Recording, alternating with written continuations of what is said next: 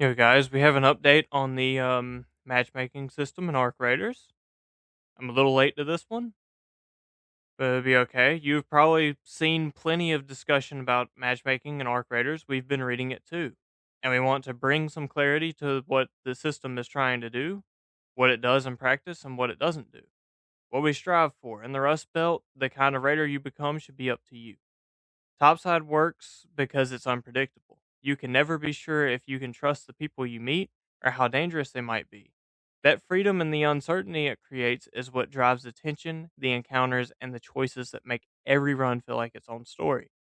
At the same time, we don't want dedicated PvP players to consistently steamroll raiders who aren't interested in PvP or who are still finding their footing. So our matchmaking is built around two goals.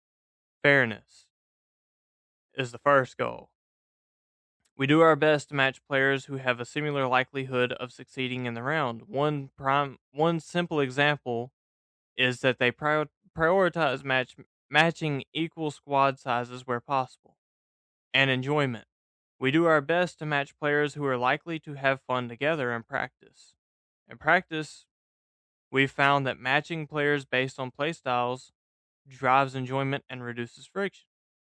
And like any matching And like any matchmaking system, we pursue those goals while respecting real constraints, such as matchmaking time and latency. Playstyle based matchmaking. We take multiple factors into account when forming a lobby. One of the strongest is your playstyle across various previous rounds, especially as it relates to how you engage with other raiders. It's important to understand that playstyles aren't binary. This isn't friendly versus shoot on sight. It's a continuous scale. Some raiders are almost always cooperative. Some raiders are highly engaged in PvP.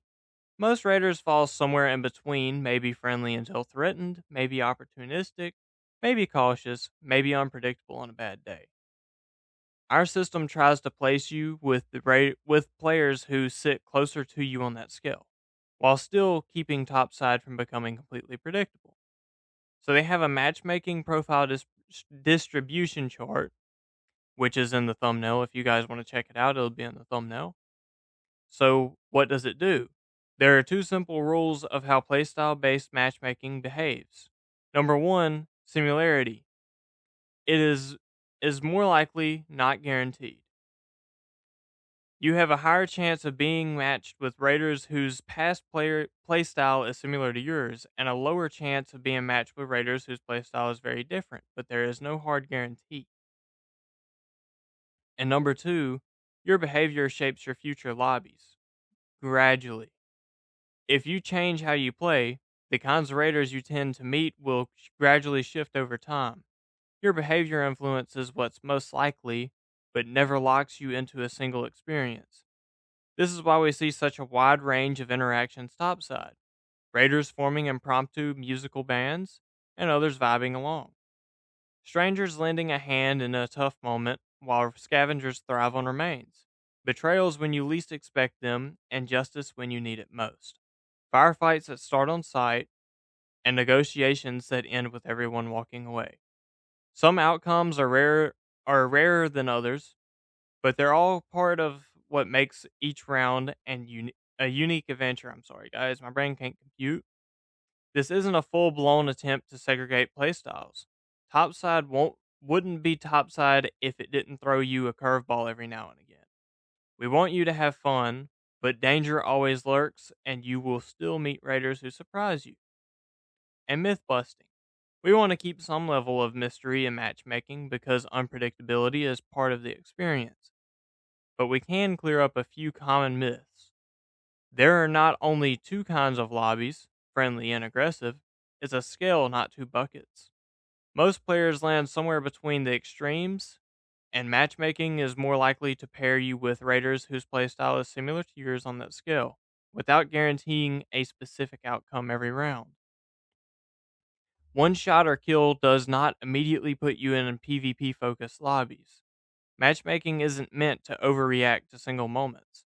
It looks at patterns over time, and changes tend to be gradual rather than instant. There are no PvE only lobbies or servers, where other raiders will never attack you. Topside always carries risk. You may trend toward meeting raiders with similar preferences, but there's no guarantee you'll never be attacked by another raider. Your end of round feedback does not affect matchmaking. The survey is valuable for us when we look at trends and make design decisions, but it isn't used as a next lobby lever. Your loadout does not affect matchmaking. Matchmaking isn't driven by your kit, and we don't scale lobby difficulty based on how much your loadout costs. Patches and updates don't reset your matchmaking profile. Your playstyle history carries over across patches. You may notice slightly rougher matches in the first few minutes after an update. That's just because the pool is small while players are still updating.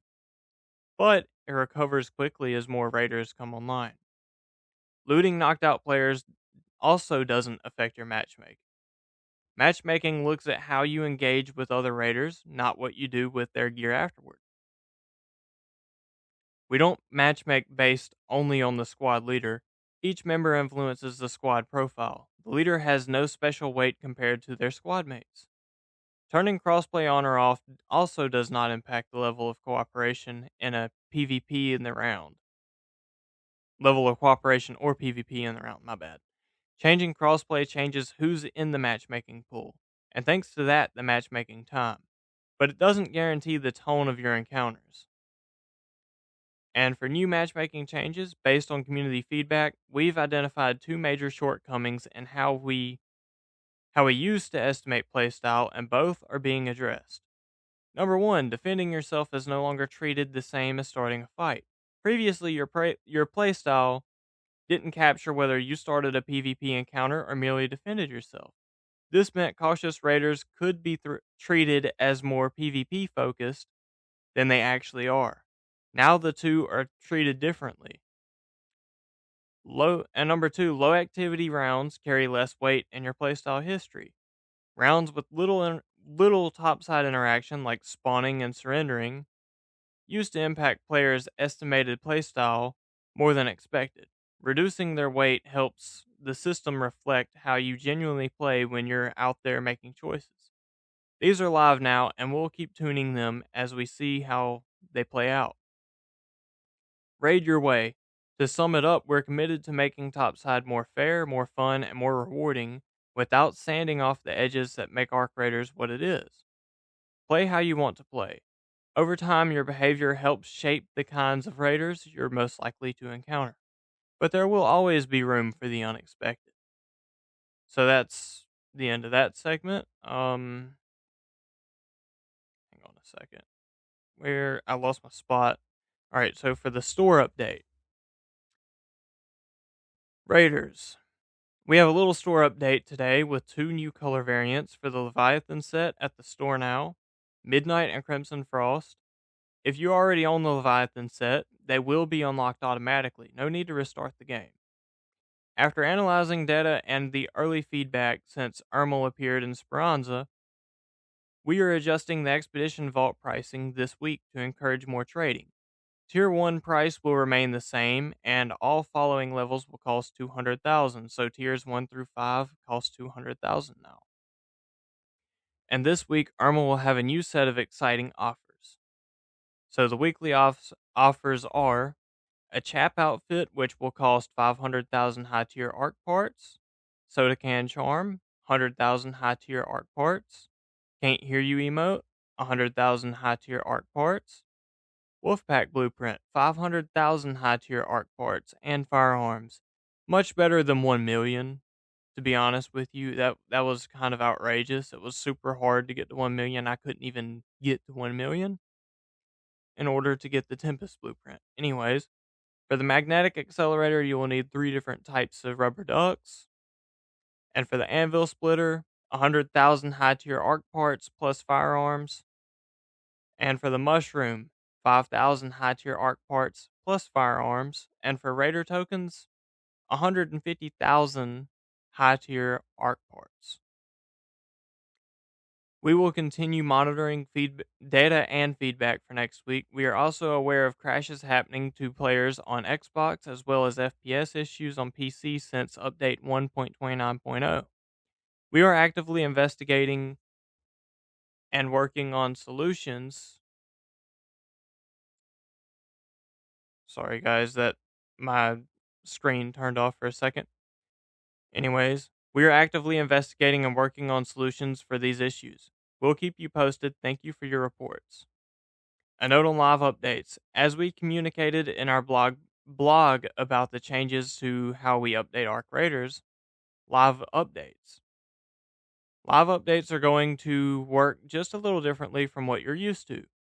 We plan to deliver a live update every 3 weeks. These will vary in size and scope, but we will use each one as an opportunity to address your feedback. In between these live updates, we will still be updating and hotfixing when needed, with store and trials rotations every week. We believe that this process will give us the time and focus we need to make changes that are important to the community. See you topside. So that's all the news I have for you today, guys.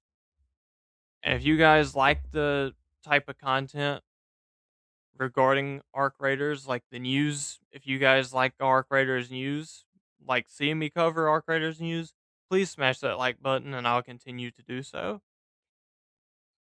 And if you guys like Arc Raiders content and want to see more stuff regarding Arc Raiders, please consider subscribing as there's more of that to come on the channel. And there's another video later on today that, well, I'm going to be doing a raid later on today. And I'm also going to be checking out the new store update. So stay tuned for that. If you guys want to check that out, feel free to do so. I'll see you guys in the next one. Peace.